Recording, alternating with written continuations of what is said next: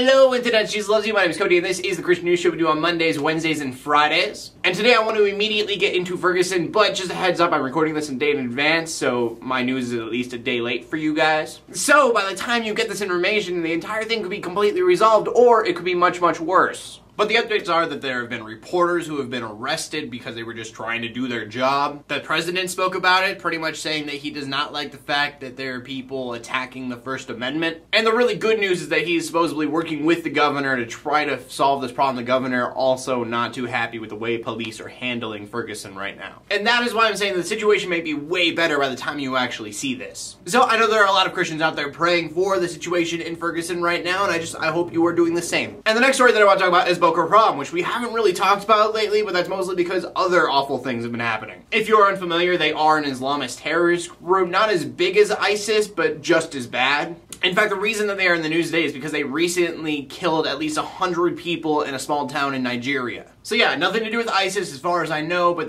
just evil people out in the world. So for this as well, please also keep your prayers out for them too. I really don't know what to say on a situation like this. It's just awful. And from that we go on to the final story of the day already. I feel like I'm flying through news today, but the Chinese government is now trying to push a state-approved idea of Christian theology. And according to the government, the goal of this is trying to integrate Chinese culture with Chinese Christianity. Now this could be a good thing for some Christians in China because it does mean less controversy between the church and the government. But the downside to this, and it's a pretty big downside, is that it means that the Christians in China are now kind of under the government's control even more. This means that the government doesn't like how fast the Christianity is growing in their country. They are going to be able to stunt it, and that kind of sucks. I mean, from a Christian point of view, it is terrifying that the government can look at its people and be like, whoa, whoa, whoa, too many of you are learning the truth way too fast, we need to slow you down. Too many souls have been saved and we need to stop. That being said, I know that I've said pray about the other things that I've talked about today, but these guys could use your prayers as well. And from that we go on to the question of the day, and this whole news week has been kind of depressing. So,